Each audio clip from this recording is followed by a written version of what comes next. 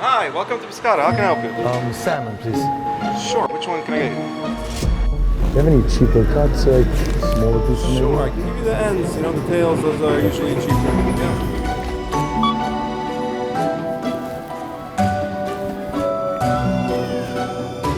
Chaim, Ja.